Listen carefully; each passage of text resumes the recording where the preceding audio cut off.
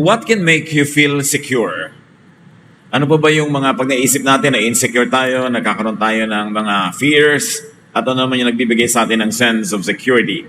Proverbs 31:25, this woman that is idealized and described, she is clothed with strength and dignity. She can laugh at the days to come. One of the most important things to be able to do is to be cheerful about the future. At yun po yung kahulugan that she can laugh about the days to come, that this lady is cheerful, positive, optimistic about the future. At yan ating pag-aaralan, paano nga ba nagiging positive and optimistic and happy and even excited about the future instead of being afraid or worried? Laugh at the days to come. Dear God, we ask you for a simple message from your heart to ours. Empower us, enlighten us, teach us. Ano man, Panginoon, ang kabigatan ng loob na maaari ngayon ay nadarama ng ilan sa amin? Ano man ang mga alalahanin, mga pinoproblema, fears, ano man ang mga stresses, we now surrender at the feet of your Son, Jesus, and we ask you, Father, give us rest. Give us emotional and spiritual rest. Teach us to relax in your presence, to enjoy your words, and to learn. So we ask you, Father, to be our teacher, our preacher. Kayo po ang mangaral. Turuan niyo po kami, palayain sa mga nagkukulong sa aming kaisipan, at turuan niyo kami, Lord, how to make the most out of life and how to give you the best kind of life that we can offer to you. Father, we ask that you teach us in the name of your Son, Jesus. Laugh at the days to come. It's important to be able to laugh at the days to come. At merong technique na matututunan tayo from this woman, the lady of Proverbs 31. Proverbs 31:10-12. A truly good wife is the most precious treasure a man can find. Her husband depends on her, and she never lets him down. She is good to him every day of her life. The context is about a woman who is married, but it can also apply to a man who is married or to somebody who is unmarried in relationship to the close relationships they have in life. So hindi kailangang ilimita natin ang pagbabasa between a man and a woman who's married, but a relationship that is binding, close, and dependable. How can you be able to laugh at the days to come, to be cheerful about the future? Be a good person. And if you are a spouse, be a good spouse. Kung anak ka, be a good son or daughter, be a good parent. Because it's a very good insurance. When people close to you by affinity, by blood, or by personal relationship, believe in you, and you give them your best, it doesn't always follow 100% that they also give you their best, but there's a very great chance that they would reciprocate your kindness and also do you good. In other words, it adds to your reason for being hopeful, for being positive, that people around you would be nice, especially in times when you would need them, if you have always been good to them. Or you have a very good batting average at being good to them. Kung gusto po natin na hindi tayo nag-aalala about the future at mabawasan yung ating mga worries, madagdagan yung feeling natin of security, be a good person. Kasi ang itinatanim, inaani. At kung gumagawa tayo ng mabuti, lalo doon sa mga malapit sa atin sa buhay, napakalaki ng chance, ng opportunity that they would also do good to you, making you feel good about the future, expecting and hoping for good and even better things. Proverbs 31:13-24, this lady is still being described, and with her own hand she gladly makes clothes. She is like a sailing ship that brings food from across the sea. She gets up before daylight to prepare food for her family and for her servants. She knows how to buy land and how to plant a vineyard, and she always works hard. She knows when to buy or sell, and she stays busy until late at night. She spins her own cloth, and she helps the poor and the needy. Her family has warm clothing, and so she doesn't worry when it snows. She does her own sewing, and everything she wears is beautiful. Her husband is well-known and respected leader in the city. She makes clothes to sell to the shop owners. Ano ang matututunan natin sa all-around lady na ito na ang sipag-sipag, marunong magnegosyo, marunong magtrabaho, marunong mag-produce ng goods that could be sold in the market? How to be able to laugh at the days to come? Work well. Work fruitfully. Again, on the premise that when you harvest what you plant, pagka ikay masipag, naturally, mayroon kang aanihin. Kung minsan hindi naman 100% ang itinanim mo, inanim mo, minsan more, minsan less, pero hindi pwedeng wala kang aanihin kung lagi kang nagtatanim. Ang batting average mo magiging mataas. Create surplus income. Yung mga binanggit dito sa Proverbs 31, ang mga nagagawa ng babaeng ito, hindi naman laging available to every woman or man or person now. But we should get the general idea that she always makes good of every opportunity that comes her way. Lahat na magkakaperahan, pinagkaperahan niya. Lahat ng pwede niyang pagkakitaan, pinagkakitaan niya, pero hindi naman siya matipid sa sarili. Magaganda ang damit nila, masasarap ang kanilang kinakain, maayos sa kanyang bahay. In other words, how can you be cheerful about the future when you know that you are always making income, that you're always planting, that you're always doing your best, may babalik at babalik sa'yo. The same idea. Earn, invest, and save money. Kahit ka napaka-spiritual, kailangan mo naman ng minimum amount of money to feel good about the future. Para mas secure ka. It doesn't make you pray less, but it makes you be more thankful in your praying more than always requesting. Kung gusto natin na maganda yung ating nararamdaman tungkol sa future, parang positive, kailangan marami tayong ginagawang mabuti at hanap buhay. Earn more than you spend. Because when you spend more than you earn, how can you be cheerful about the future? Lagi kang kapos, magkakautang ka pa, may babayaran ka pa na utang, at baka may interest pa. Nagkakanda, compound yung problema mo. It is difficult to be cheerful about the future when you are spending more than you are earning. Kailangan ang tao hanggat kaya, wala sanang utang. Kasi yung interest ang magpapahirap sa'yo masyado. At napakahirap sa dibdib, lalo kung responsible person ka na alam mong meron ka mga bayarin para ka nakatali. And the only way to be free would be to earn more than you spend or to live within your means. At yon kailangan ng disiplina. Mahirap magtiis, mahirap magdisiplina, pero mas mahirap naman yung nagsisikip ang loob mo dahil sa takot mong baka masingil ka na bukas o dahil alam mo na maraming maniningil na darating in the future. So invest money, and more than that, invest goodwill. You can invest in commodities, but you can also invest in people. At nakita natin yan lahat sa ginagawa ng babae ngayon. Maganda ang pakisama niya, maging sa mga tauhan niya sa bahay. Pinapakain niya ng maaga pa, binibigyan niya ng mga assignment. Maganda ang pakitungo niya sa kanyang asawa. So minsan magkamali man siya, hindi siya agad sisisihin ito kasi marami naman siyang ginagawang tama. Yung kanyang batting average. Maraki ang kanyang pakikisama, pakikitungo, because you cannot go on doing business if you are not good in dealing with people. Pwede mo silang madaya minsan, 2 beses, pero makakahalata sila at lalayuan ka na nila. So for you to continue with your profession, for you to continue with your business, dapat maganda ang pakisama mo. Kasi ang tao, maisahan mo man, mag-iisip-isip din yun kung nalibang lang at naisahan mo, malalaman din niya later na naisahan mo siya, iiwasan ka na. Wala ka ng return business. Wala ka ng bumabalik na customer sa iyong negosyo, hindi ka magiging secure about the future. Another quality of this great lady, Proverbs 31, 25 to 26, she is strong and graceful, as well as cheerful about the future. Yun nga, she can laugh at the days to come. Her words are sensible, and her advice is thoughtful. You want to be able to laugh at the days to come, to feel positive about the future? Be sensible. Kailangan may saysay, may katuturan ang ating mga sinasabi, may laman ang ating mga words, may napapalang maganda ang ating mga kausap. So get and stay respected. When you are respected, business comes your way, favors come to you, kindnesses get to you because you are respected. Kaya kung gusto nating maging positive about the future, get, stay liked, and love if possible. Which means, maximize making friends. Tuwing may pagkakataon, maging friendly ka.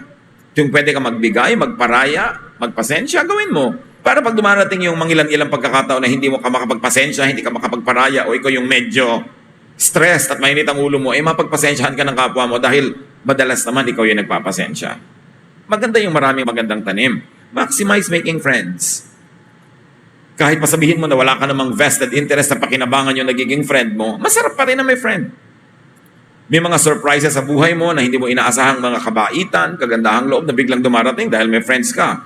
Which also means minimize making enemies. Pag may galit sa'yo, pag may ginawa ka ng masama, pag may nilamangan ka, meron dyan at gaganti.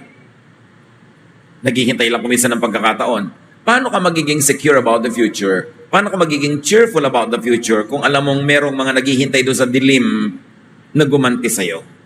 Nag-aantay lang ng pagkakataon para makabawi. So kung gusto mong matahimik na matulog, payapa mag-isip, ganahang kumain, tumawa ng malakas at malutong, minimize making enemies. And when you can help it, don't even make one. Ang isang enemy, kahit na walang kakwenta-kwentang tao, kahit hindi mo kailangan, pwede ka pa rin niyang masaktan sa maraming paraan. Kaya dapat hindi tayo gumagawa ng enemies. Which means, be sensible. Kaya nga that woman is sensible. Keep your mouth shut when what you will say will only create enemies. Choose your advocacies. You don't kill or die for every idea on earth and every ism and every philosophy. Matuto kang manahimik. Hindi ka kailangan lagi maka-offend, makagalit. Liban na lang, meron kang calling to be a hero. And most heroes die early. So dapat isipin mo, gusto ko ba maging hero? Gusto ko magkaroon ng mahabang buhay? Be sensible. Proverbs 31:27-29. She takes good care of her family and is never lazy. Her children praise her, and with great pride, her husband says, "There are many good women, but you are the best." Masarap naman kung ganon, kaya ikaw ang anak o asawa o magulang na tuwang-tuwa sa iyo ang pamilya mo, pinagmamalaki ka ng mga anak mo o ng magulang mo o ng asawa mo, at ang mga anak mo, lagi ka na lamang na pinupuri. Napakasarap yun na feeling kasi alam mo na ang nakatanim sa puso nila tungkol sa iyo ay maganda, mabuti, at naghihintay lang sila ng pagkakataon ng kakayahan na gawan ka rin ng mabuti. Kuminsan naman yung mga ginagawa natin ng mabuti, hindi pa lang nakakagawa ng mabuti sa atin in return kasi hindi pa nila kaya. Pero nasa puso nila, pag kinaya nila, gagawin nila yon. So you feel good about that because you know that people around you have a very high opinion of you and they care for you. So how to be able to love at the days to come? Love and be loved by your family. Or whatever family means to you. Sometimes it is not blood relations. Sometimes they are close friends. Sometimes they are associates, but they are like family. Ano bang ibig sabihin ng family? You care for one another. Dapat minamahal mo kung sino man yung nasa paligid mo at namamahal ka rin nila. At pag may gano'n na pagmamahalan, you will feel good about the future.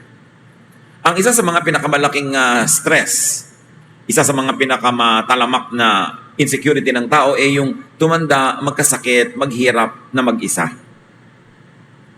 Paano mo yun babawasan yung gano'ng insecurity kung ang sungit-sungit mo, nakikipag-away ka, negative ang tanim mo sa mga tao, nilalamangan mo sila, kinakawawa mo, hinihiya mo, sa palagay mo, makakasama mo sila sa panahon ng iyong pangangailangan at kagipitan? Of course not. That's why magdadagdag sa iyong insecurity yon. Pero kung alam mo na mahal ka ng mga tao, mahal mo sila, hindi naman lahat ng minamahal natin will love us back the same way, but somehow, somebody else loves you for those others that never loved you. Merong mga ganong principle kasi the universe runs in perfect balance. So kung ano man yung pamilya nyo, biological family, professional family, or personal family in terms that you have very good working relations, you care for one another, be loving. At pagka sila'y natutuwa sa iyo, na pinupuri ka nila, whether verbally or non-verbally, you can feel good about the future. Proverbs 31:30-31, charm can be deceiving and beauty fades away, but a woman who honors the Lord deserves to be praised. Show her respect. Praise her in public for what she has done. You really want to laugh at the days to come? To feel secure? Honor God. Honor God. Be godly in your thought, in speech, in conduct. It is the best insurance. When God wants to bless you, who can stop God? But if God doesn't want to bless you, who can force God? So napakahalaga, you want to be secure about the future, be godly. Honor God. It doesn't mean be ultra-religious in your methods and lifestyle, but be spiritual, be godly, be good, be kind. Think well of people, do good to people, because that is the ministry of the Lord Jesus Christ, to take care of the needy, the sick, to love the unloved. And you can be sure that such planting will yield very good fruits. Yung taong maka-Diyos, hindi natin alam kung ano mangyayari sa future. Pero alam natin na dahil mahal natin ang Diyos at mahal tayo ng Diyos, siya ang bahala sa atin. Siya ang nakakaalam ng detalye. Kaya alam mo, generally speaking, though the details may be beyond you at the moment, you know that you are in good hands because you are in God's hands. In God's hands. And why do you know that you are in God's hands? Because you are godly. Because God will take care of His children. Lalo na ang Diyos, ang kabutihan natin ay lalo niya sinusuklayan ng kabutihan. Kasi kumisan nga, kahit di kabutihan natin, mabuti pa rin ang binibigay niya sa atin. Lalo na kung mabuti ang ginagawa mo sa Diyos o sa ngalan ng Diyos. Maraming insecurities ang tao.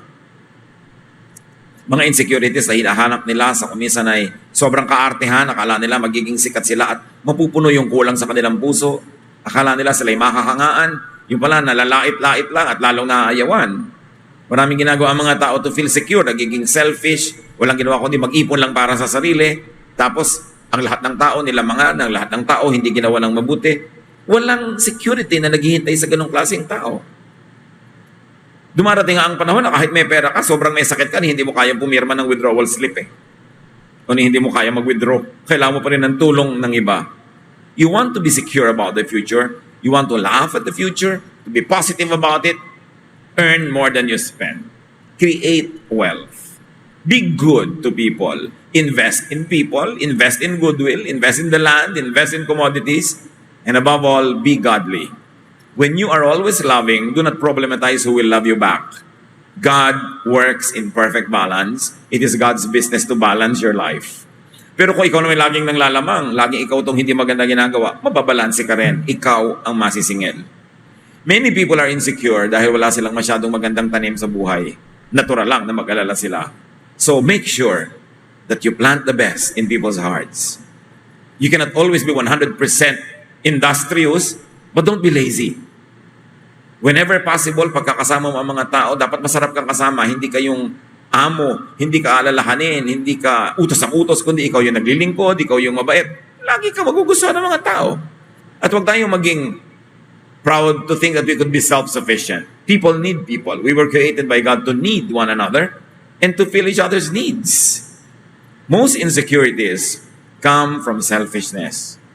When you are selfish, when you don't do good to people, there is something inside of you that tells you na may araw ka rin at babawi sila sa'yo. So alisin mo yon. Magtanim lagi ng mabuti. Be able to laugh at the days to come. Be cheerful about the future. Maximize your security. Minimize your risks. And most security is in financial stability and freedom, in family and social relationships. Huwag nating babaliwalain ang financial stability and freedom. Kasi talagang kahit spiritual ka, at lalo na kung hindi ka spiritual, kailangan mo niyan. Hindi dapat kailangan pumili that will I be spiritual and not be materialistic. Pwede kang spiritual and at the same time, you create a lot of wealth. In fact, mas magiging spiritual ka pa nga kung ang dami-dami mong kinikita at sobra sa pangangailangan mo. You will have spare to give to other people. You can be more loving and you can do more. Huwag natin i-demonize yung enterprise, yung business, yung paggawa ng maraming kayamanan. It is not money that is evil, but the love of it.